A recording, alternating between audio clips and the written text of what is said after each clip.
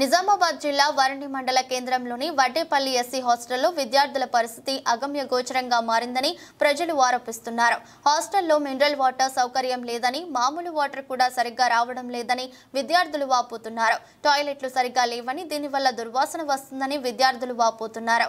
కొత్త భవనం కట్టి కొద్దిరోజులే అవుతున్నా సరిగ్గా నిర్మాణ పనులు చేయకపోవడం వల్ల ఇప్పుడే వర్షానికి వాటర్ లీకేజ్ అవుతుందని, ఇంకా కొత్త భవనం యొక్క ఇన్స్క్రేషన్ కూడా కాలేదని, అప్పుడే 3 నెలలు ముచ్చట మారిందని విద్యార్థులు ప్రజలు వాపోతున్నారు. కాంట్రాక్టర్లు అధికారులు ఒకటి అయినా మామూలు తీసుకొని భవన నిర్మాణ పనులు నాసిరకంగా చేయడం వల్ల బిల్డింగ్ 3 నాళ్ల ముచ్చటగా మారిందని, కిటికీలకు సరైన సౌకర్యాలు లేక దోమల వల్ల విద్యార్థులు తీవ్ర ఇబ్బందులు ఎదుర్కొంటున్నారని విద్యార్థులు వాపోతున్నారు. కుళ్ళిపోయిన కూరగాయలతో, పురుగులు అన్నంతో, ఉడకని ఆహారంతో అన్నం తింటున్నామని విద్యార్థులు రోధిస్తున్నారు. విద్యార్థులకు దురుసు పదజాలతో దూషిస్తున్నారని విద్యార్థులు కంటతడి పెడుతున్నారు.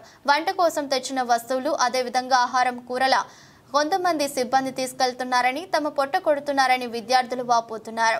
విద్యార్థుల తల్లిదండ్రులకు ఫోన్ మాట్లాడితే 10 రూపాయలు తీసుకుంటున్నారని విద్యార్థులు వాపోతున్నారు. సమస్యలు నిలయంలో కొట్టుమిట్టాడుతున్నామని, హాస్టల్ వార్డెన్ ఇన్ఛార్జ్ ఉండడం వల్ల ఇబ్బందులు అవుతున్నాయని, ఇప్పటికైనా తమకు న్యాయం చేయాలని విద్యార్థులు ఇటు విషయంలో జిల్లా కలెక్టర్ గారు స్పందించాలని విద్యార్థులు కోరుతున్నారు. ఇంత మంచి కూరలు ఉండగా అంటే ఎదురు మాట్లాడితేనేమో ఆంటీ చెంపు పొంటి కొడుతుంది, రమాదేవి ఆంటీ ఎదురు మాట్లాడితే చెంపు పొంటి కొడుతుంది. మాది కుక్కలకు ఇంట్లో కూడు దొరకపోయినా కానీ రుబాబు ఎక్కువ ఉంటుందని తిరుగుతుంది. ఓకే అలా చందు వాళ్ళ మమ్మీ లక్ష్మమ్మ ఓ రోజు ఏమంటుంది, సార్ ఇస్తే ఏమవుతుందిరా, ఎన్ని రోజులు లేము అనుకుంటా ఆడతారు. ఫోన్ చేస్తామంటే 10 రూపీస్ ఇవ్వమంటాడు. ఫోన్ చేస్తామంటే బయట చేయించుకున్నాం, బయట వేయించుకుంటాం. బయట ఇట్లా బయట అలా ముంగడ చెప్తేనేమో ఆంటీకి వచ్చి ఎక్కించుకుంటే చెప్పి కొంతమంది కూరగాయలు కొట్టిపిస్తారు. అయితే కొట్టిపిస్తారు. ఫోన్ చేస్తేనేమో నంబర్లు గుంజుకుంటారు. చిట్టి మీద రాసుకున్న నంబర్లు గుంజుకుంటారు. అవి ఆంటీ అయితే పొద్దున బర్రెల లెక్క దీన్ని బర్రెల లెక్క ఉంటారు. పని చేస్తే ఏం రోగం పుడుతుందా, చచ్చిపోతుందా అని చేస్తుంది ఆంటీ, రమాదేవి ఆంటీ.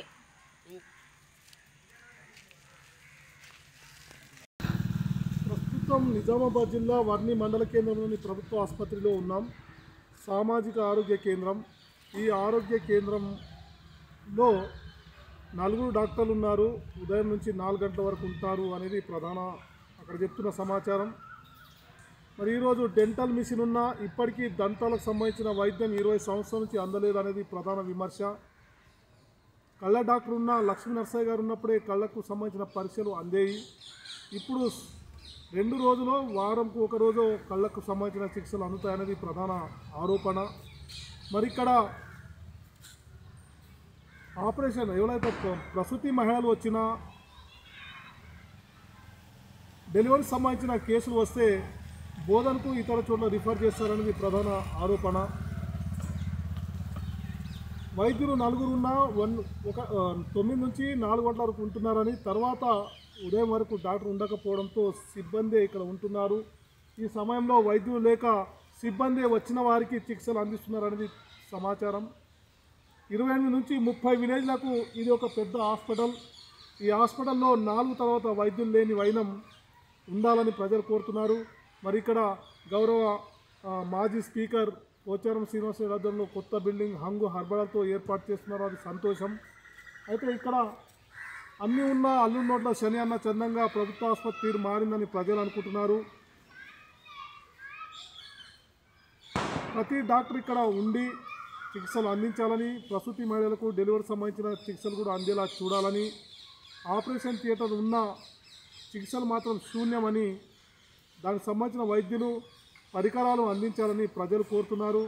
ఇప్పుడు ఈ బాబుకు కొంచెం కాలింది. ఈ కాలిన గాయం కోసం ఇక్కడికి వస్తే ఈ మందు ఇచ్చారు.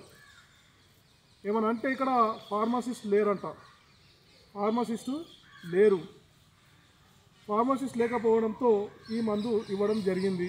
ఇది పరిస్థితి. వైద్యులు లేరు కాబట్టి ఇలాంటి దుస్థితి ఉన్నాయి. కాబట్టి దీన్ని జిల్లా శాఖ అధికారులు దీనిపై దృష్టి పెట్టి మెరుగైన వైద్యం 24 అవర్స్ వైద్యులు అందుబాటులో ఉండే విధంగా చూడాలని ప్రజలు కోరుతున్నారు.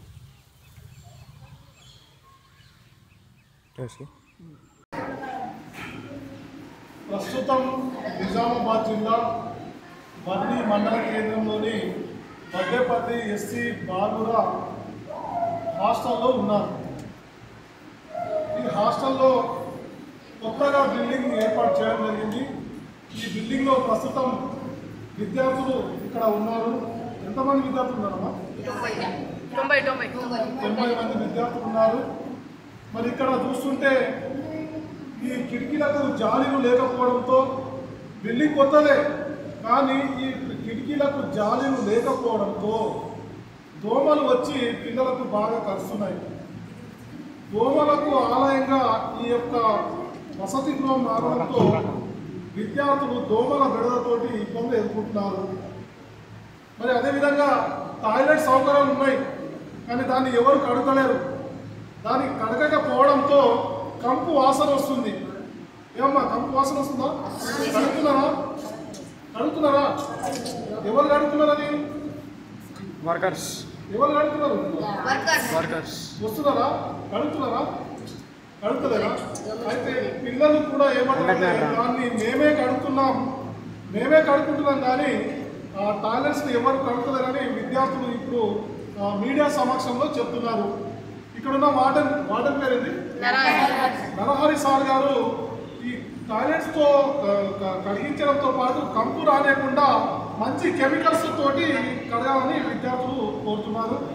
మరి అదేవిధంగా ఈ జారులు పెట్టిస్తే ఉండదు, పిల్లలకు సౌకర్యార్థం ఉంటుందని చెప్తా ఉన్నారు. మరి కూరగాయలు చూస్తుంటే కుళ్ళిపోయిన కూరగాయలు ఉన్నాయి. ఇప్పుడు చూస్తున్నాం కుళ్ళిపోయిన కూరగాయలతో పిల్లలు ఏ విధంగా తింటారు అనేది అది వార్డెన్ సారే చెప్పాలి, అది ప్రజలు చెప్పాలి. అయ్యా అక్కడ కూరగాయలు ఉన్నాయి, నేను అది కూడా వీడియో ప్రోగ్రాంగా చూసుకుంటాను. మరి ఈ విధమైన పరిస్థితుల్లో విద్యార్థులు ఉన్నారు. మరి ఎస్సీ హాస్టల్లో ఇలాంటి సమస్యల మధ్య కుటుంబిట్టాడుతున్న విద్యార్థులకు న్యాయం చేయాలని మీడియా సమక్షంలో ప్రజలు విద్యార్థుల తల్లిదండ్రులు కోరుతున్నారు. ఓకే అమ్మా, ఇంకేమైనా సమస్యలు ఉన్నాయా? ఇంకేమైనా చెప్పండి.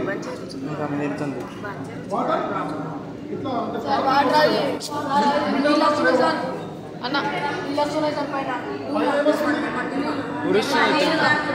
విచిత్రం ఏంటంటే మినరల్ వాటర్ లేవు. మినరల్ వాటర్ మిషన్ ఆడ మూల పడినది. మినరల్ వాటర్ లేక మామూలు వాటర్ వస్తున్నాయి. ఆ వాటర్ కూడా వస్తున్నాయా? మామూలు వాటర్ వస్తున్నాయి. మామూలు వాటర్లో కూడా చెత్త చెదారం పాకులు వస్తున్నాయి. ఆ పాకులున్న నీళ్లు విద్యార్థులు తాగుతున్నారు అంటే విమానం రావా?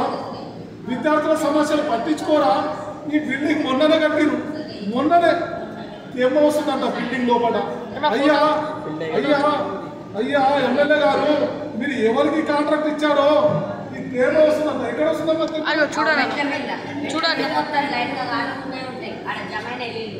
అంటే ఇప్పుడు ఏమో వస్తుందా?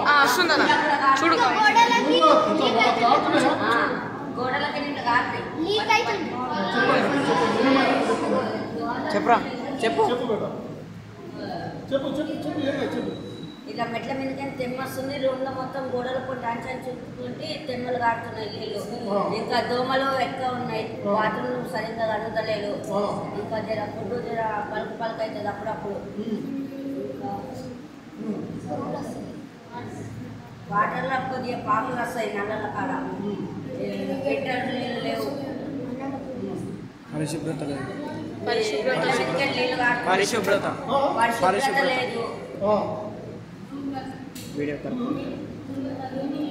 రూమ్లో నీళ్ళు వస్తున్నాయా? అంటే వర్షం నీళ్ళ ఎట్లా గోడలు అంచుల పొంది మేమే ఊడుస్తాం. అప్పుడప్పుడు వారంకో ఇద్దరం ఊడుస్తుంటాం రూమ్లే. అంతే ఇక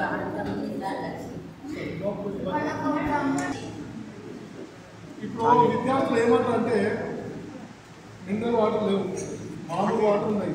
మామూలు వాటర్లో పాకులు వస్తున్నాయి, చెత్త చెదరం వస్తుంది, అలాంటి మీద తాగుతున్నాం. తర్వాత మినరల్ వాటర్ మిషనే లేదు. ఈ బిల్డింగ్ మొన్ననే కట్టే ఇంకా ఇనాగ్రేషన్ కూడా కాలే అయినా కురుస్తుందంట, ఏమో వస్తుందంట. రూమ్లో నీరు వస్తే పిల్లలే కురుచుకుంటారంట. తిండి కూడా సరిగ్గా పెడతలేరు. తినే తిండి ఉడుకు మంచిగా ఉడుకుతుందంట, పలుకు వస్తున్నాయంట. తినే తిండి కూడా సరిగా పెట్టకపోతే మా రేవంత్ రెడ్డి ముఖ్యమంత్రి గారు ఎంతో మంచిగా విద్యార్థుల కోసం కోట్ల రూపాయలు ఖర్చు చేస్తుంటే కింది స్థాయి పిల్లలకు తిండి సరిగా పెట్టని పరిస్థితి ఉంది. లేకపోవడం, వీళ్ళకు పరిశుభ్రత లేకపోవడం, టాయిలెట్స్ కడగకపోవడం, ఇంత దారుణమండి, ఇంత దారుణమని పిల్లలు చెప్తున్నారు. ఏమమ్మా ఓకేనా? ఓకే. అన్ని సమస్యలు చూడండి, పని చెప్తారంట, ఇక్కడ పనులు కూడా చెప్తారంట. ఇంత దారుణమైన పరిస్థితిలో ఈ హాస్టల్ ఉంది. నేను ఒకటే మాట్లాడుతున్నా, ఈ సమస్యలు విద్యార్థుల పట్ల ఇవి ఉండద్దు. ఉంటే ఈ హాస్టల్ విద్యార్థులు తీసుకెళ్ళి మేము ఖచ్చితంగా కలెక్టర్ ఆఫీస్ మీద కూర్చొని ధర్నా చేస్తామని అశోక్ కాంబ్లే హెచ్చరిస్తున్నాడు.